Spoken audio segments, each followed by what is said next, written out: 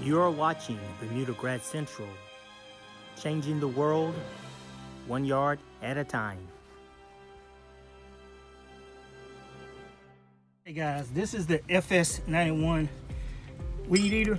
Now, this is one of the mistakes I see a lot of guys who buy Stihl equipment that they don't do. You got to lubricate this internally. That is what this is for right here. Okay, I've already done mine, but I'm gonna go ahead and open it up and I'm gonna show you. You unscrew that. I don't know if you can see that. Take that top off, and it literally screws into the equipment. And once you have it in the equipment, I'm just about out of this one. You just roll it or squeeze it, and you'll push all that excess liquid inside the chamber. All right, once you're through, once it's filled up, just unscrew it. And I don't know if you can see up in there, but that's how it looks. And then you take it, get that back in focus. Take it, put the nut back on there. Always do this on concrete, never do this on grass, because you don't want your screws or anything to fall down in the grass and you can't find it. And that's how that works. Okay, yard fanatics, and like I said, this could be applied to any other weed eater, but I get a lot of people asking me, can you fog the Stihl weed eater, hedge trimmer, whatever it is you got? Yeah, take this off. I already unscrewed it. Take it off. Take the air filter off. Make sure that don't get wet. Now, if you look, it's just a little bit different in there, how the air intake is. We're gonna take it, and you see that hole right in there, right? That's what we're gonna spray it in right there.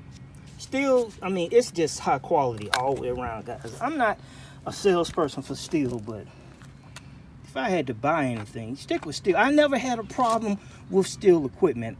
I mean, serious. I had a blower I bought in 1998, and it kept working. You know why it stopped working? Because somebody stole it off the truck.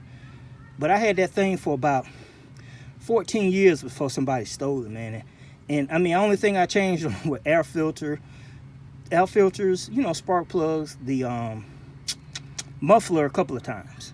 All right, so let's go ahead and fog this one. Okay, guys, same thing. Let's go ahead and fog this one. Read your instructions on how to start yours. I primed it a couple of times. And then we're gonna go ahead and just pull the string on this one. We don't have to hold the button down. And then we got it running. Go ahead and fog it, baby.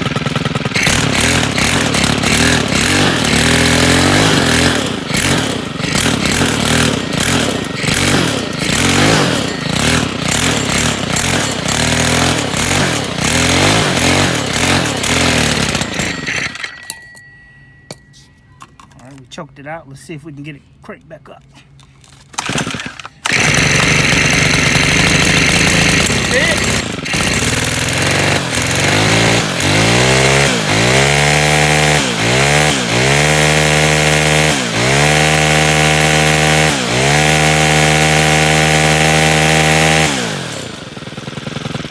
Push the button to cut it off.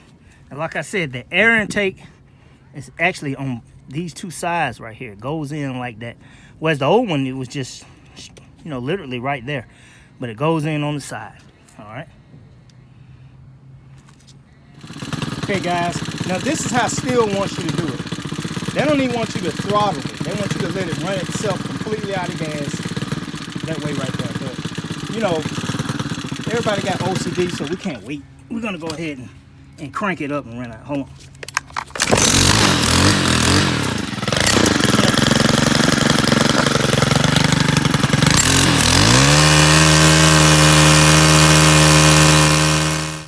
Okay, guys, look, my OCD took over. I couldn't just let it run itself off, so I picked it up and gassed the hell out of it. But the last step, we're gonna go ahead and put some down into the spark plug shaft. And like I said, it still has their own bit for their equipment, so basically just, and it's only one, just unscrew that. Comes off pretty easy.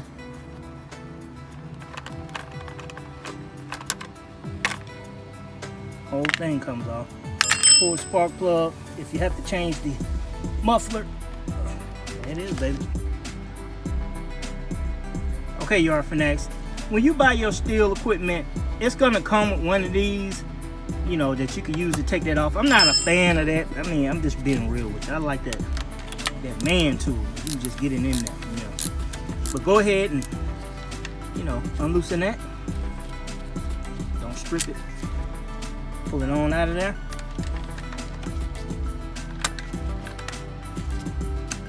All right, you can check that plug also. Got a little heat on it. I got the wrong glove holding it, but I probably need to replace that before the season starts back up. All right, then we're gonna go ahead and get our seafoam. And like I said, guys, same thing. You know, 2 to 3 seconds. 1, 2, 3. That's it.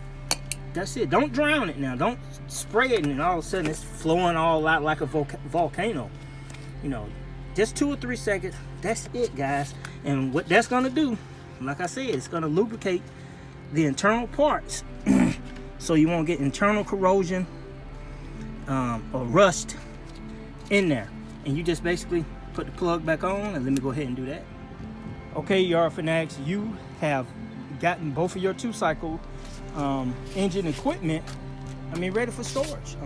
At this point, we just put it up. BYD always recommends you put it in a place that has a little heat. I don't recommend putting it in an outside shed, especially if you live up north where it can get super cold on the inside and you can get moisture buildup from the excessive coldness that can turn into frost on your equipment. If you could put it in a garage that's not close to a water heater or a furnace, that'd be a better option. Even if you have to put a blanket on top of it to keep these babies warm.